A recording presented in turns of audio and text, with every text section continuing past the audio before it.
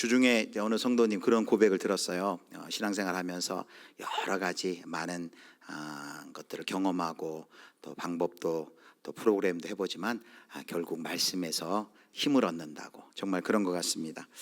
오늘도 저도 이 말씀을 준비하면서 그렇지 하면서 저에게도 참 은혜가 되었고, 우리가 말씀이 우리에게 힘을 줍니다. 또 그 말씀 붙들고 우리가 기도하면 또 얼마나 더 큰 힘이 나겠습니까? 오늘 이 밤에도 또 하나님께서 이 말씀, 우리에게 주시는 말씀을 통해 힘 얻으시고, 또 그 말씀을 통해 기도할 때 그 기도의 자리 가운데 놀라운 하나님의 역사를 경험하시기를 축복합니다. 이제 오늘부터 이제 하반기 온세대 기도회인데요. 이제 하반기에는 조금 좀 변화를 몇 가지 좀 가지려고 그러는데, 하나는 이제 기도의 형식인데, 제가 이제 휴가 때, 여름 휴가 때 이제 다른 교회 또 탐방도 하고 온세대 기도회, 그러니까 금요 기도회도 가봤는데, 의외로 또 많은 그 교회들이 뭐 최근에 트렌드라고는 할 수는 없는데, 제가 이전 교회에서는 이제 제가 지금까지 해오던 방식으로 이제 기도의 자막을 띄우고 그렇게 기도하고, 뭐 마마클럽 기도에 가서도 기도를 조금 자세하게 이렇게 기도 제목을 주고 기도하는 그런 방식인데, 제가 방문한 교회들은 기도 제목을 아예 안 주더라고요. 안 주고 길게 기도하더라고요. 한 30분 정도를. 그런데 기도 제목을 자세히 주고 세밀하게 기도하는 것도 필요한데, 우리 교회 같은 경우 이렇게 좀 통으로 길게 기도하는 것도 필요하겠다 싶었습니다. 우리가 보통 기도 제목 하나 주고 이렇게 기도하면 한 5분 기도하고 쉬고, 또 한 5분, 또 5분도 안 될 때도 있어요. 한 3분. 그러니까 기도의 호흡이 굉장히 짧더라고요. 이렇게 좀 기도할 만하면 끝나고, 그래서 이제 매주 그렇게는 하지 않겠지만, 이제 오늘은 우리가 이제 이따가 다시 기도하겠지만 길게 기도하는 거예요. 통으로. 그래서 멈추지 않고 시작부터 어떻게 30분 기도하나. 아마 끝나면은 아이고 언제 30분이 흘렀지 아마 3분처럼 느끼실 거예요. 혼자 하면 힘들지만 공동체가 같이 뜨겁게 기도하면 30분이 금방 갑니다. 그래서 30분을 시작해서 조금 더 되면 이제 1시간까지 기도하려고 합니다. 일단 어떻게 기도하는지 다시 한번 또 말씀드리겠습니다. 자, 이제 오늘부터 하나님의 전신갑주 시리즈를 해요. 그래서 6장 10절부터 20절을 이제 8주에 나눠서 하는데, 이제 오늘은 첫 시간입니다. 그래서 개론과도 같고, 그 제목은 왜 우리가 하나님의 전신갑주를 입어야 하는가, 그 하나님의 전신갑주를 입는 이유입니다. 그리고 이제 다음 주부터는 이제 우리 목사님들이 그 전신갑주 하나하나에 대해서 또 그 의미와 또 적용을 이제 설교해 줄 겁니다. 이제 사도 바울이 에베소서 6장에서 당시 1세기 에베소에 살았던 성도들이 맞닥뜨린 영적인 전투를 소개합니다. 근데 그 영적인 전투가 먼 옛날 2000년 전 에베소에서만 있었던 전투가 아니라, 그 전투는 오늘 21세기 우리도 이 땅에서 수행해야 하는 전투라는 것이죠. 왜냐하면 그때나 지금이나 사탄이, 마귀가 그 관계로 우리를 속이고 또 우리를 향하여 거는 싸움이 마찬가지이기 때문입니다. 여러분, 우리가 요즘 사도행전을 살펴보는데, 지난주에도 이제 에베소 소아시아에 있는 소아시아라는 그 지명을 살펴봤죠. 소아시아가 우리 한국이 있는 뭐 이쪽 동남아시아, 뭐 일본, 태국 이쪽이 아니라 현재 튀르키예 지역을 이제 소아시아라 그래야죠. 그래서 에베소 위치 한번 볼까요? 다시 한번. 지난주에도 봤는데, 에베소 계시록의 7교회 보면 그 아시아 지역에 있는 지금의 터키가 튀르키예로 바뀌었죠. 그래서 에베소가 저기 해변가에 있습니다. 그래서 이 에베소는 로마 제국의 4대 도시 중에 하나였고, 그리고 바다하고도 가까이 있었고, 또 육지에 있기 때문에, 바다와 가까운 육지에 있기 때문에 무역의 도시였고, 그리고 굉장히 지리적으로 이런 지리적 특성 때문에 교통과 상업의 중심지로 아주 번화한 도시였습니다. 이 에베소의 도시의 중심지에 아주 유명한 신전이 하나 있는데요. 언덕 위에 아르테미 신전, 성경에는 아데미 신전이라 되는데요. 지금은 그 모습이 이제 현재는 없어요. 유적만 남아 있는데 상상도가 있어요. 이랬을 것이다는 그림 보세요. 여기 아데미 선전이 에베소의 언덕에 올려 있었던 아데미 신전이 이랬을 것이다. 그럼 뭘 근거로 이렇게 상상하느냐 해서 남은 유적이 있어요. 한번 유적 볼까요? 다 이제 무너지고 이런 기둥이 남아 있습니다. 이런 석주 기둥을 보고 있는데, 상상해서 이렇게 웅장한 그 아테네에 있었던 파르테논의 신전보다 한 2배 이상으로 크기가 크다고 합니다. 그래서 폭이 70m, 길이가 130m, 높이가 20m나 되는 엄청난 규모의 건축물이죠. 그런데 이 그럼 아데미 신전에는 뭐가 거기에 있느냐? 바로 아데미 여신, 아르테미 여신이 있습니다. 자, 아르테미 여신은 다산과 풍요의 신이에요. 그 여신 모양 한번 볼까요? 자, 이게 이제 어디 박물관에 찍은 사진인데 이렇게 좀 조명이 때문에 잘 안 보이죠? 가슴에 뭐가 많이 물풍선 같은 게 달려 있는 것 같은데, 자, 이걸 다른 사진으로 보면 이게 뭐냐면 이게 뭘까요? 이게 이제 여인의 그 유방입니다. 풍요를 상징하는 24개의 다산과 풍요를 상징하는 24개의 그 유방이 이 아데미 여신에게 있는 것입니다. 그래서 풍요를 약속하는 이 신이 에베소의 모든 그 영적인 그 다스림, 영적인 권한을 가지고 있었던 그런 도시였습니다. 풍요를 제공한다는 그걸 빌미로 하여서 모든 그 영적인 권세를 가지고 있었던 그 존재가 이 아데미 여신이었고, 바로 이게 이제 에베소의 그 영적인 상황이었죠. 그래서 에베소는 다른 지역보다도 이 영적 전투에 대한 관한 기록이 많습니다. 그래서 대표적으로 에베소 2장 2절 이렇게 얘기하죠. 그때 너희는 그 가운데서 행하여 이 세상 풍조를 따르고 공중의 권세 잡은 자를 따랐으니 곧 지금 불순종의 아들들 가운데서 역사하는 영이라. 그 에베소 성도들에게 편지를 보내면서 에베소 성도들이 예수님 믿기 전에 있는 상태를 뭐라고 얘기합니까? 그 가운데서 행하여 세상 풍조를 따르고 공중의 권세 잡은 자를 따랐다. 곧 지금도 불순종의 아들들 가운데 역사하는 영이라. 그 영에 속해 있고 그 영에 속아 살았던 그런 삶이었다 너희가, 라면서 그 영적인 형편에 대해서 이렇게 설명을 합니다. 그래서 이제 2장 2절과 같은 것은 에베소 교회가 그만큼 이런 영적인 전투라는 이 주제가 매우 성도들에게 절박하고 중요한 주제였다라는 것을 보여주고 있는 것이죠. 그래서 이제 이 사도 바울은 에베소서를 마무리하면서 6장 10절부터 어떻게 하면 그러면 영적인 이 전투에서 승리할 수 있는가, 그 방법을 강조하고 제시하고 있습니다. 그것은 뭐냐면 한마디로 하나님의 전신갑주를 입는 것이다는 것이죠. 하나님의 전신갑주를 입는 것. 자, 11절 말씀 우리 함께 읽겠습니다. 11절 마귀의 간계를 능히 대적하기 위하여 하나님의 전신갑주를 입으라. 자, 11절 사도 바울은 하나님의 전신갑주를 입으라 라고 했는데, 이게 이제 본문 전체 주제예요. 그래서 13절에 다시 한번 강조해요. 근데 이번엔 동사를 좀 바꿔요. 자, 13절 같이 읽습니다.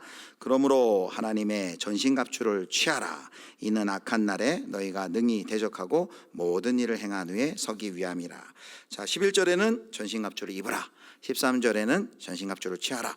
입으라는 뭐고 취하라는 뭘까? 큰 별 의미의 차이는 없습니다.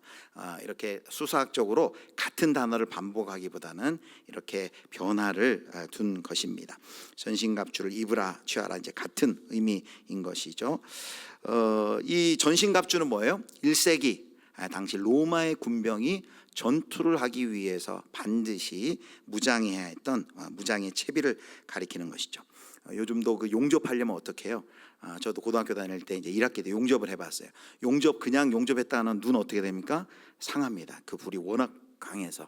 그래서 여기 이제 요즘은, 예전에는 이제 제 때는 용접 마스크라고 해서 갈색으로 이렇게 긴 걸 했는데, 요즘 보니까 이렇게 고글이 있더라고요. 용접 고글이 있어가지고 훨씬 편해졌는데, 용접 고글 해야죠. 손에 불똥 튈까봐 또 보호 장갑 끼죠. 또 신발에 튈까봐 보호 장비하죠.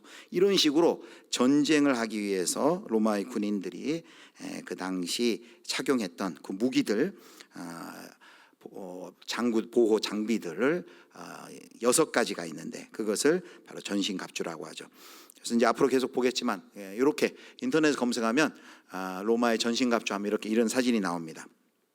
다음 주부터 살필 건데요. 이제 6개를 이제 나왔는데, 구원의 투구, 성령의 검, 의의 흉배, 진리의 허리띠, 믿음의 방패, 평안의 복음의 신에서 전쟁에 나가기 위하여서, 전투를 하기 위하여서 이런 중무장을 한 것, 이게 바로 전신갑주라는 것이죠. 전신갑주를 입으라는 것이 우리에게 뭘 보여줘요? 성도의 삶은 소풍이 아니라 전쟁이다라는 것이죠. 성도들을 노리는 마귀의 사탄의 관계가 그때나 지금이나 크게 다르지 않고, 그래서 에베소 성도들이 경험했던 그 영적인 전쟁이 오늘 이 시대 우리도 동일하게 그 전쟁에 노출되어 있고 우리도 그 싸움을 싸워야 한다는 것입니다. 자, 그렇다면 우리는 이제 지금부터 왜 하나님의 전신갑주를 입어야 하는가? 오늘 본문의 문맥에 보면 세 가지 이유가 나옵니다. 그 세 가지 이유를 설명하겠습니다. 먼저 세 가지 이유를 살펴보기 전에 표현을 하나 봐야 되겠어요. 전신갑주는 전신갑주인데 누구의 전신갑주래요? 하나님의 전신갑주다라고 이야기를 합니다. 이 표현은 이게 뭐냐면 전신갑주를 주시는 궁극적인 주체는 하나님이시다라는 것을 첫 번째 의미입니다. 전신갑주를 누가 주세요? 하나님이 주신다라는 것입니다.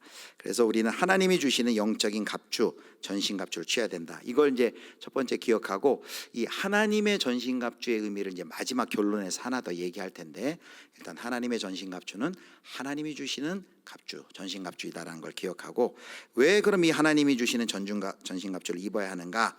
자, 첫 번째 이유입니다. 자, 첫 번째 이유 같이 보겠습니다. 첫 번째 이유는 뭐냐면 강건해지기 위해서이다입니다. 강건해지기 위해서. 자, 10절 말씀 보겠습니다. 우리 10절 같이 읽겠습니다.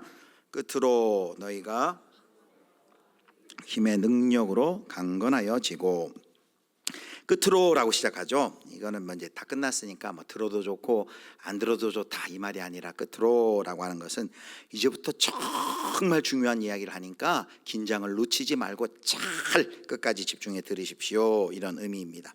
자, 첫 번째 이유가 하나님의 전신갑주를 입고 취해야 될 이유가 뭐라고요?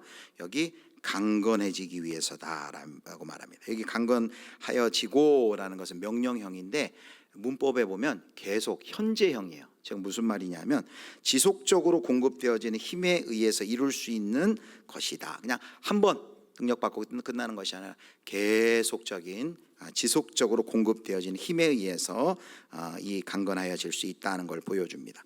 자, 성도가 그럼 어떻게 강건해져요? 10절을 다시 한번 보여주면 이렇게 말합니다. 너희가 주 안에서와 라고 말합니다. 예수 안에서. 바로 성도들이 강건해질 수 있는 방법은 뭐냐면 예수 안에서요.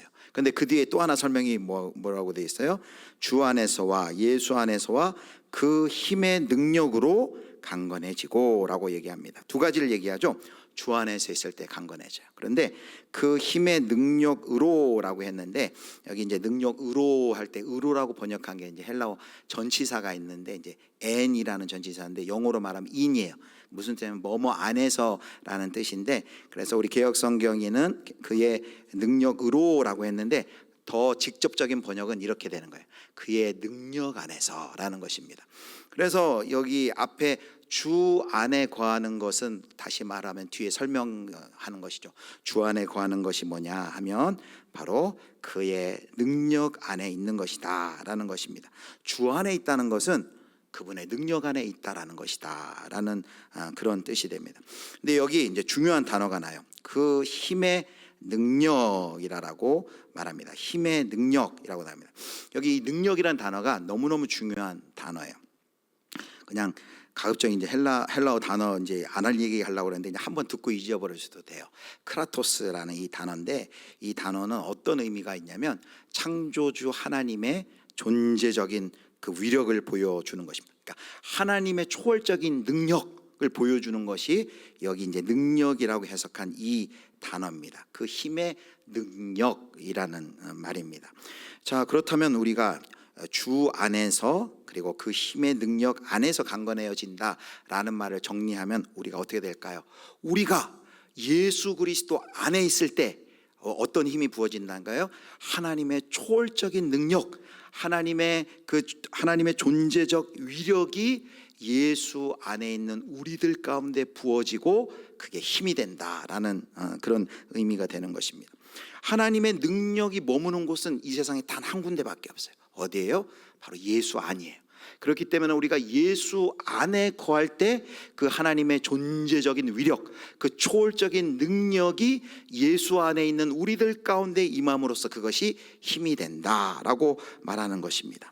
바로 예수 안에 있는 이 능력, 하나님의 능력은 바로 예수 안에 우리 성도들이 있을 때 힘으로 우리에게 부어진다라는 것입니다. 자, 이 능력, 아까 말한 그 하나님의 그 초월적인 능력을 의미하는 크라토스라는 단어가 1장 19절에 똑같이 쓰였어요. 그런데 1장 19절에서는 한글로 단어를 번역을 좀 바꿔놨네요. 여기서는 그의 힘의 능력, 아까 똑같은 그 단어인데 힘의 위력이라고 바꿔놨어요. 왜냐하면 보니까 뒤에 능력이 또 하나 나오는데, 뒤에 나오는 능력의 이 단어는 우리가 다이너마이트 할 때 쓰는 그 디나미스라는 그 단어인데, 그거랑 구별하기 위해서 앞에 그 힘의 위력 했는데, 1장 19절의 힘의 위력이나 6장 10절의 힘의 위력 둘 다 똑같은 단어예요. 그런데 1장 19절에는 1장 19절에 이 단어를 여기다 써놨어요. 그 힘의 위력으로 역사하심을 따라. 그래서 사도 바울이 여기서 기도를 해요. 성도들이, 에베소 성도들이 그 하나님의 능력, 예수 안에 거할 때 받는 그 하나님의 초월적인 능력, 그 위력을 경험하길 원한다라고 19절에 에베소 성도들을 위한 기도를 합니다. 그의 힘의 위력으로 역사하심을 따라 믿는 우리에게 베푸신 능력의 지극히 크심이 어떠한 것을 너희로 알게 하시기를 구하노라. 이 하나님의 능력, 예수 안에 있을 때 그 하나님이 부어주시는 하나님의 그 초월적인 능력이 어떠한 것인지 에베소 성도 여러분들이 알기를 원합니다 라고 사도 바울이 지금 기도하고 있는 것입니다. 자, 그렇다면 이 하나님의 능력은 도대체 어떤 능력일까요? 우리가 막연하게 하나님의 능력은 강하지, 위대하지, 광대하지 라고 생각할 수 있는데, 도대체 이 하나님의 능력은 어떤 능력일까요? 그 하나님의 능력이 에베소 1장 19절에 이어 20절에 이렇게 자세히 설명되어 있습니다. 자, 20절 같이 읽겠습니다. 그의 능력이 그리스도 안에서 역사하사 죽은 자들 가운데서 다시 살리시고 하늘에서 자기의 오른편에 앉히사라고 말합니다. 여기 그의 능력, 이 하나님의 능력은, 그 능력은 도대체 어떤 능력입니까? 그 능력은 무엇을 해요? 여기 뭐라고 얘기합니까? 그 능력이 그리스도 안에서 역사하사 죽은 자들 가운데 다시 살리시고, 이 능력이 뭐예요? 바로 죽으신 예수 그리스도를 십자가 위에서 살리신 그 부활의 능력. 그 부활의 능력뿐입니까? 그 부활하신 예수 그리스도를 다시 살리신 그 능력이 또 하늘에 승천하여서 하나님 보좌 우편에 앉히도록 하시는 그 하나님의 능력을 우리 가운데 얘기하고 있습니다. 이것이 바로 우리가 예수 안에 있을 때, 전신갑주를 입을 때 하나님이 우리 성도들에게 부어주시겠다는 능력입니다. 우리를 대적하는 그 악한 권세의 힘과 권세와 능력도 크지만 그것과는 비교할 수 없는, 성도가 예수 안에 있을 때, 주 안에 있을 때 하나님이 그 하나님의 예수 그리스도를 죽음 가운데 다시 살리신 그 능력, 그리고 부활하사 하늘에 올리신 그 능력, 하나님의 능력을 바로 우리들 가운데, 주 안에 있는 우리들 가운데 그 능력을 부어주시겠다라고 말하고, 우리가 그 능력을 경험할 수 있는 것이죠. 그래서 여기 우리가 왜 이 전신갑주를 입어야 하는가라고 할 때, 그 대적자의 힘을 소개하기 앞서서 그 하나님의 능력, 무엇과도 비교할 수 없는 큰 능력의 정체가 무엇인지 우리 가운데 말씀해 주고 있습니다. 성도가 예수 안에 거할 때 하나님의 능력이 우리 안에서 역사하는 줄 여러분 믿으시기를 바랍니다. 강건해지기 위해서 첫 번째 전신갑주를 입어요. 자, 두 번째 이유입니다. 두 번째 이유 무엇이라고요? 마귀의 관계 때문이다. 우리가 전신갑주를 입어야 하는 두 번째 이유는 마귀가 관계를 부리기 때문이다. 자, 11절 말씀 같이 보겠습니다. 같이 읽겠습니다. 마귀의 관계를 능히 대적하기 위하여 하나님의 전신갑주를 입으라. 여기 간계라는 이게 무슨 뜻이에요? 속임수, 꼼수, 유혹, 치밀하게 계획된 계략, 이런 뜻이십니다. 4장 19절에서는 이 단어를 간사한 유혹이라고 한 번 더 사용됩니다. 그래서 이 바울이 특별히 이 단어를 통해 이 사탄이 얼마나 치밀하고 교묘하고 다양하고 간사하게 끈질긴 시간 동안 성도들을, 그동안 인류를 실족시키고 하나님으로부터 멀리 떠나고 하나님을 믿지 못하게 하고 하나님의 뜻을 행하지 못하게, 이렇게 계략을 가지고 일해 왔는지를 드러내는 것이죠. 그런데 오직 하나님의 전신갑주를 입을 때 그 관계를 우리가 이겨낼 수 있다라고 말합니다.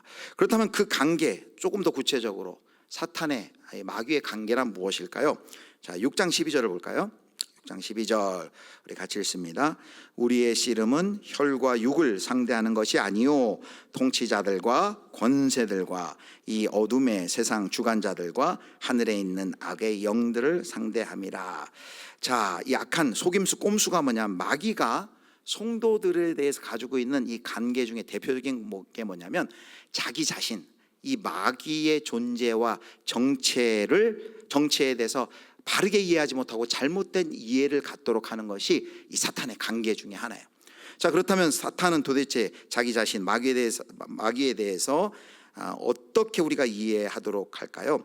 두 가지 극단적인 잘못된 이해가 있습니다. 자, 우리는 둘 중에 어느 쪽에 더 가까운지 한번 생각해 보세요. 첫 번째는 많은 성도들로 하여금 마귀의 힘이 별것 아닌 것으로 착각하게 합니다. 아예 이제 이런 것들이 마귀가 어디 있어, 사탄이 어디 있어라고 아예 무시하는 그런 건 없어. 이 세상 대명천지 AI가 작동하고 저기 태양계 밖을 가는 이 우주 시대에 무슨 마귀가 어디 있어. 주로 이제 서구 사회에서는 이런 시각들이 많이 있죠. 근데 이 마귀의 힘이 우리 개인이 스스로 대적할 수 없는 수준을 뛰어넘어 아주 강력하죠. 그런데 마귀의 관계는 성도들이 이 마귀의 실체를 인식하지 못하고 그냥 안일하게 살도록 한다는 것이죠. 안일하게 살도록 하는 것. 우리가 볼 수 없다고, 느낄 수 없다고, 만질 수 없다고 어떤 영적 존재가 이 세상에 악을 조장한다라는 그 개념을 받아들이지 않는 서구 사회가 또 많이 그러고, 우리나라는 그래도 이게 샤머니즘 때문에 이 초월적이고 뭐 귀신 이런 것에 대한 그런 믿음은 있는데, 대부분 이제 뭐 마귀하면 보통 뭐 뿌리 달린 우스꽝스러운 모습으로 정도만 생각을 하죠.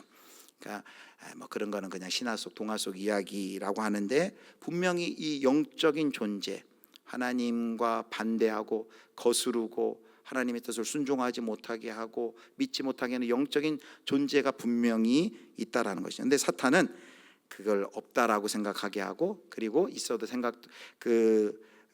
마귀의 힘이 별것 아닌 것으로 착각하게 하는 거죠. 무시하도록 하는 거죠. 근데 이건 마귀가 좋아하는 일이에요. 왜요? 사람들이 마귀의 존재를 믿지 않는다면 마귀는 아주 편리하죠. 아무런 의심도 받지 않고 그리고 조심도 하지 않고 들키지 않으면서 자신의 사악한 음모를 모두 다 추진할 수 있기 때문이죠. 그렇게 성도들로 하여금 마귀를 생각하지도 않고 무시하게 하는 것이 사탄의 관계 중에 하나예요. 근데 또 다른 극단이 있어요. 그건 뭐냐면 성도들이 너무 마귀에 대해서 겁먹고 두려워하게 만드는 것입니다. 우리가 분명 흠많고 타락하고 연약한 존재이죠. 평범한 인간에 불과하죠. 그런데 우리에게는 무엇이 있어요? 우리는 무엇을 믿어요? 우리가 아까 한 것처럼 우리 예수 안에 있어요. 그리스도 예수께서 우리를 대신하여 십자가의 모든 죄의 값을 치르시고 사탄의 머리를 박살내고 허리를 두동강 냈다라는 그 그리스도의 승리를 믿는 사람들이에요. 그렇기 때문에 우리가 그것을 믿기 때문에 우리가 마귀를 두려워할 필요 없어요. 대적해서 싸울 수 있어요. 그런데 마귀 하면은 우리 안에 두려움만 있는 것입니다. 그 힘의 권세 기가 눌려서 대항할 생각도 못해요. 그래서 모든 것을 마귀하고 생각하고 마귀와 연결해서 생각하고 두려워하는 거죠. 뭐 사고가 나도 이거는 마귀 때문이야. 뭐 코로나만 걸려도 이건 마귀 때문이야. 접시만 깨져도 마귀 때문이야. 안 좋은 일이 지금 이건 마귀 때문이 아닌가. 그래서 이 귀신론이라고 있어요. 모든 걸 다 귀신하고 연결해서 그래서 거기에서는 축기가 아주 중요한 사역이죠.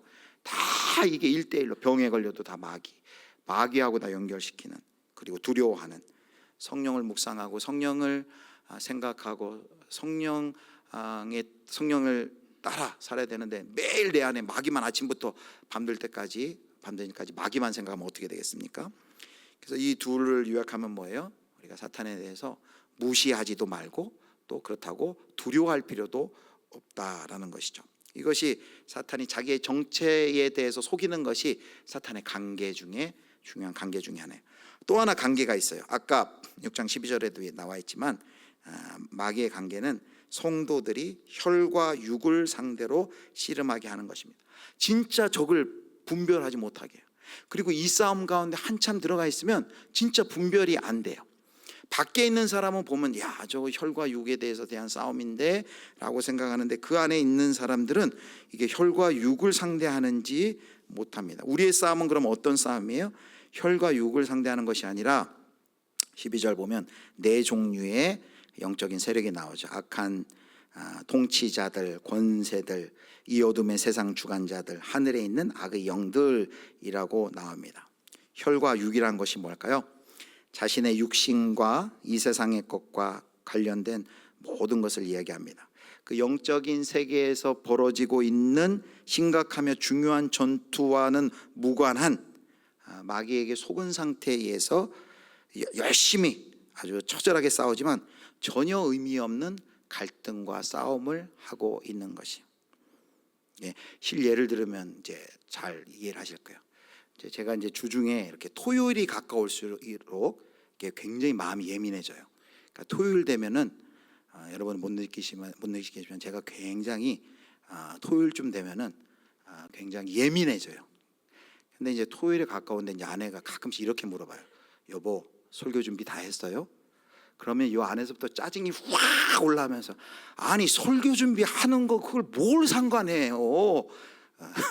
내가 알아서 하지, 물어보지 말라고. 제가 이렇게 짜증을 내요. 왜냐하면 이게 예민해져 가지고, 그러면서 이렇게 또 그렇게 소리 지르면 또 미안하잖아요. 그러면 또 설교 준비하는데 또 이렇게 신경 쓰고 잘 안 돼요. 그때 깨달아야 되는 건, 이거는 사실 혈과 육에 대한 싸움이에요. 야, 이 설교 준비 못하도록 이렇게 자꾸 이렇게 사탄이 지금 방해하고 있구나 라는 걸 깨닫고 정신을 차려야 되는데, 또 토요일에 교육자실에 인터폰만 울려도 사실은 짜증나요. 우리 목회자들, 우리 교육자들은 잘 제가 얘기 안 했는데, 가급적 토요일에는 좀 인터폰 안 했으면 좋겠어요. 자꾸 이게 뭐 좀 하려 하면 인터폰 오고, 중요한 거는 미리 얘기하고 해도 돼요. 해도 되는데 그런 거예요. 그래서 그럴 때, 야, 이게 지금 말씀 준비하는데 자꾸 짜증나게 하고 자꾸 마음 불안하게 하는구나라는 걸 깨달아야 되는데, 알면서도 실제 그 상황이 되면 이게 잘 안 돼요. 이렇게 짜증이 확 나요. 여러분, 평생을 100년해로 하겠다는 그 신혼부부가 신혼생활을 시작하면서 싸우는데 어떻게 처음에 싸워요? 이 치약을 처음부터 짜야 되는가, 그 중간에서부터 짜도 되는가를 놓고 다투기 시작하다 결국 신혼여행 가서 이혼하잖아요. 혈과 육에 관한 다툼 아니에요? 또 어떤 한인교회에서는 점심에 예배드리고 빵을 먹을 것인가 밥을 먹을 것인가를 가지고 진지하게 회의하다가 다툼을 벌여서 분열을 했다고 해요. 지금 누구와 무엇과 싸워야 하는지 모르고 혈과 육의 싸움을 계속하고 있잖아요. 그러니까 많은 싸움이 우리가 지금 혈과 육을 향한 싸움을 하고 있다라는 것이죠.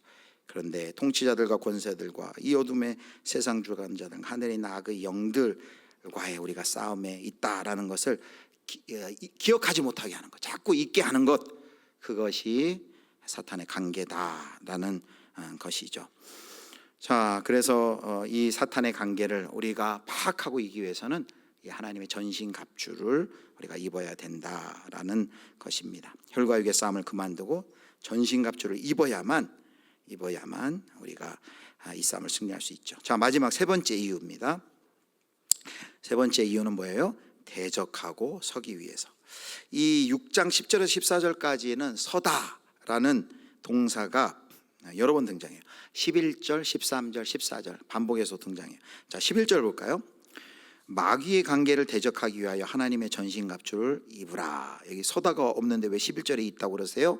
라는 질문을 할 수 있는데, 여기 서다가 여기 대적하기 위하여라는 이 말이 이제 우리 세 번역에는 맞서다라는 거, 맞설 수 있도록, 그러니까 서다라는 그런 의미가 여기 있어요. 대적하기 위하여라는 것은 또 그래서 직역한 마귀의 관계에 대하여 능히 서 있기 위해서 전신갑주를 입으라 라고 11절에 말씀하고요. 13절에는 그러므로 하나님의 전신갑주를 취하라.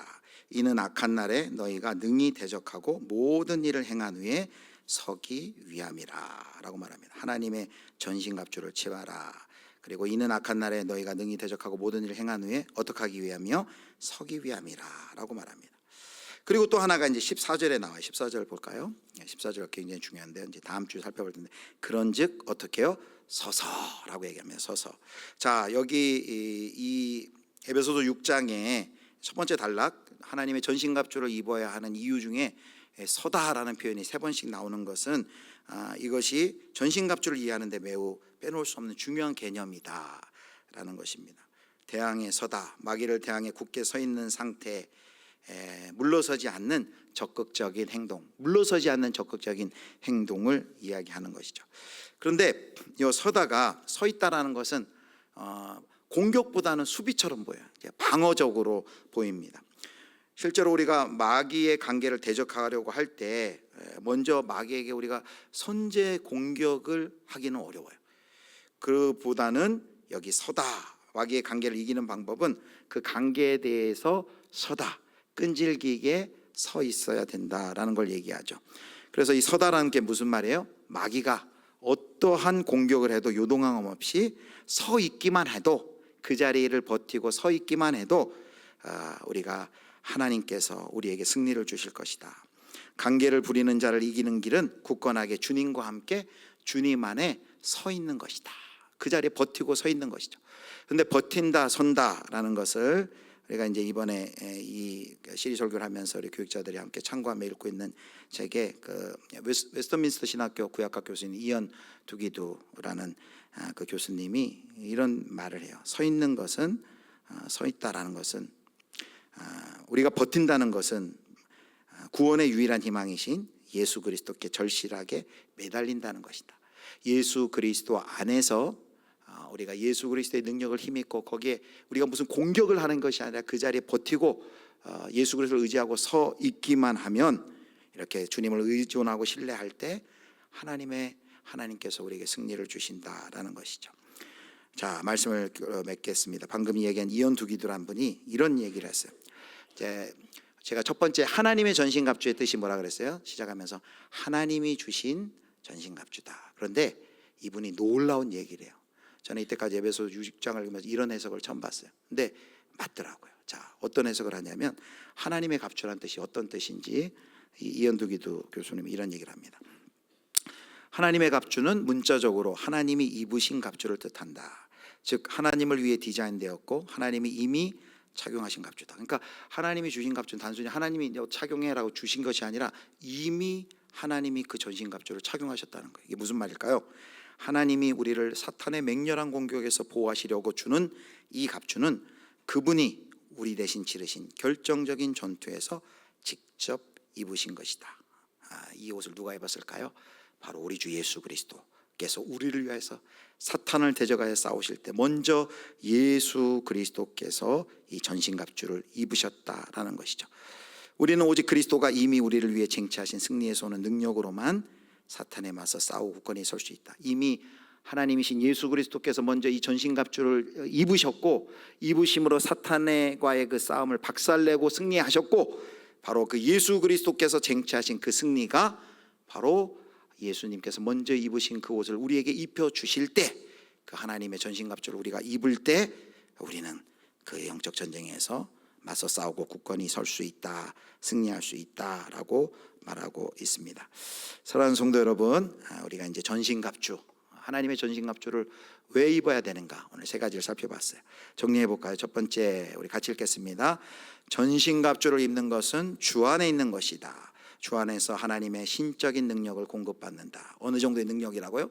죽으신 예수 그리스도를 부활시키고 승천한 그 하나님의 초월적 존재적 위력이 주 안에 있는 사람들, 즉 전신갑주를 입는 사람들에게 힘으로 나타난다는 거예요. 이거 얼마나 어마어마한 이야기입니까? 두 번째 같이 읽습니다. 전신갑주를 입음으로써 혈과 육의 싸움을 중단하고 대적을 바로 알고 싸울 수 있다. 우리가 주 안에 있을 때 예수 안에서 우리의 싸움이 정말 무엇을 위한 싸움이고 이것이 어떤 싸움인지를 바르게 알고 헛된 혈과 육에 대한 싸움을 중단할 수 있다라는 것이죠. 세 번째 같이 읽습니다. 전신갑주를 입음으로써 마귀가 어떠한 공격을 해도 요동함 없이 서 있을 수 있다. 자, 서 있기 위함이에요. 서 있는다는 건 뭐지? 버틴다는 거죠.